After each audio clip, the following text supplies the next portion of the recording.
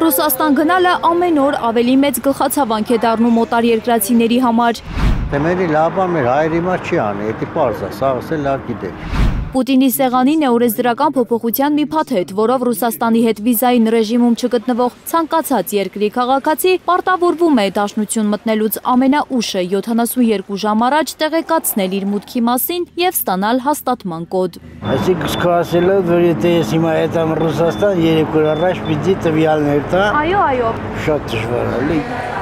Արտակարգ թռիչքի անհրաժեշտության դեպքում օտարերկրացին պարտավորվում է մուտքի մասին զգուշացնել ոչ ուշ, քան 4 ժամ առաջ։ Պրոցեսի համար էլեկտրոնային հարթակ է բացվելու, հավանաբար RUID կլինի դրա անունը։ Իհարկե, որևէ մեկը չի կարող երաշխավորել, որ հարթակում խափանումներ չեն լինի։ Էլեկտրոնային հարթակի հետ գործ ունենք, որը կարող է նաև խափանվել եւ ինչ որ ժամանակահատված ինքը չաշխատի։ Անշուշտ կան այդ մտավախությունները։ Հունիսի 30-ից է ուժի մեջ մտնելու փոփոխությունը։ Իհարկե, եթե ստանա Պուտինի ստորագրությունը, եթե մինչև հունիսի վերջ եք նախատեսում Ռուսաստան գնալ, ապա փոփոխությունը ձեզ չի սպառնա։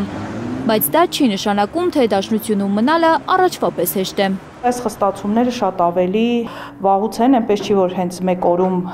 եղան, պարզապես վերջին 2 տարիների ընթացքում շատ ավելի խտացված են, ավելի մեծ ծավալներով են տեղի ունենում, շատ ավելի արագ են տեղի ունենում, որի հետևից չեն հասցնում ինչպես միգրանտները, այնպես էլ վստահորեն կարող եմ ասել, որ Ռուսաստանի Դաշնության միգրացիոն ծառայության աշխատակիցները եւ իրավապահ մարմինները Ապրիլի սկզբից ուժի մեջ են մտել 2 սկանդալային փոփոխություններ, նախ միգրանտների երեխաները հնարավոր է զրկվեն կրթության իրավունքից։ Ռուսաստանի դպրոցներում սովորելու համար նրանք ռուսերենի պարտադիր քննություն պետք է հանձնեն։ Եվ հաղթահարելի շեմը, որից հետո թույլ կտան, որ նրանք սովորեն դպրոցներում, տրված առաջադրանքի առնվազն 90%-ը պետք է կարողանան իրենք ճիշտ պատասխանել։ Դա վերաբերվում է ոչ թե միայն առաջին դասարանցիներին, դա վերաբերվում է բոլորին, առաջինից մինչև 11-րդ դասարան դպրոց գնալ ցանկացող օտարերկրացի աշակերտներին, ովքեր չունեն ՌԴ քաղաքացիություն կամ չունեն նաև ՌԴ քաղաքացիություն։ Դες բան չկա, որ ասենք երեխան պետք է գնա սովորի, թե գիտի, չգիտի, շատ գիտի, քիչ գիտի, այդ ուսումը պետք է անցնի։ Հələ գնա Ռոստով, որտեղ բաներ կա, հայկական դպրոցներ կա։ Իրանցով բանով չի անպայման պետք է ռուսերենը սովորել։ Ես էլ չեմ ուզում սովորել։ Երեքշաբթի արդեն խիստ ստուգումները մտել էին նաև դպրոցներ։ Եթե անչափահասները չունեն միգրացիոն հաշվառում, կեղծ է նրանց գրանցման փաստաթուղթը կամ փաստաթղթային այլ խախտում է հայտնաբերվել, մեծահասակների պես նրանք էլ կարող են հայտնվել վերահսկվող անձանց ռեեստրում։ Այդ ռեեստրում գրանցված մարդիկ արտաքսման վտանգի առաջ են։ Ռեեստրում հայտնվելը իր հետ բերում է բավական լուրջ խնդիրներ։ Անմիջապես փակվում են իրենց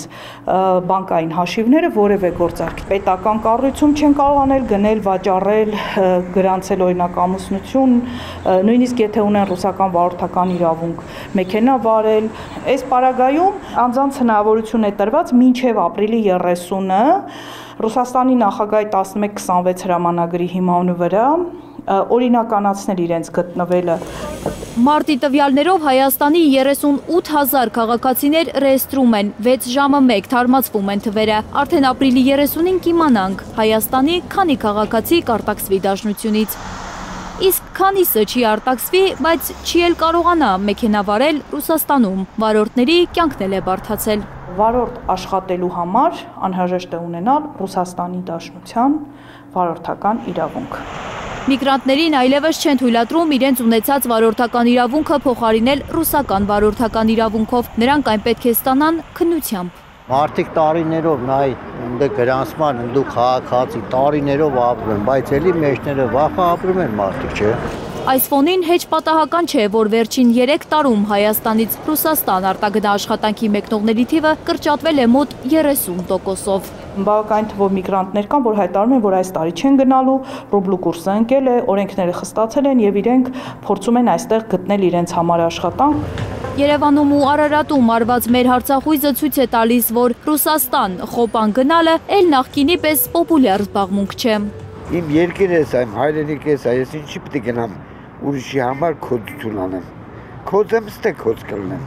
Այդքան գնալուց ինչ կա, ստել աշխատի։ Ստել որ աշխատես կաբրես։ Գնացողները կգնան, մի բան ճարվի հաստատ։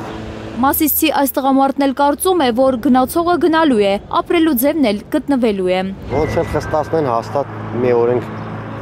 շրջանցեն հայերը։ Ցանկացած դեպքում ինչքան փոփոխվել է, դժվարացել է, էլի մեկը մի բան եղել է։ Մի բան կլինի, բայց Պուտինը կոշտ է տրամադրված, ԵԱՏՄ երկրների համար էլ չի ցանկանում բացառություններ անել։ Անշուշտ ԵԱՏՄ-ով պետք է ԵԱՏՄ անդամ երկրները ունենան որոշակի այլ առավելություններ, բայց այս պարագայում արդեն այդ ԵԱՏՄ համաձայնագիրը ահագին տեղերում խախտվում է եւ Ռուսաստանի Դաշնությունը նշում է, որ ԵԱՏՄ համաձայնագրում հստակ նշված է, որ այդ կանոնները չպետք է հակասեն իրենց օրենսդրությանը։ Մասնագետներն ասում են, Կրեմլը ստիպված է ռադիկալ քայլերի գնալ։ Ահաբեկչությունը արմատավորվում է Ռուսաստանում։ Կրոկուս Սիթի հոլի ավելի քան 140 մարդու կյանք խլած ահաբեկչությունից հետո միգրացիոն խստացումներին այլընտրանք չի մնացել։ Սա կարելի է ասել, որ մի կողմն էր։ Իրենք շատ մեծ ցանկություն ունեն օրինականացնելու բոլոր անօրինականներին։ Ես կարծում եմ, որ այստեղ չհամաձայնել չեն կարող, որովհետև անվտանգ չի։ Եվ նրանք շատ հանգիստ կարող են դառնալ կամ շահագործման զոհ, կամ կարող են ինչ-որ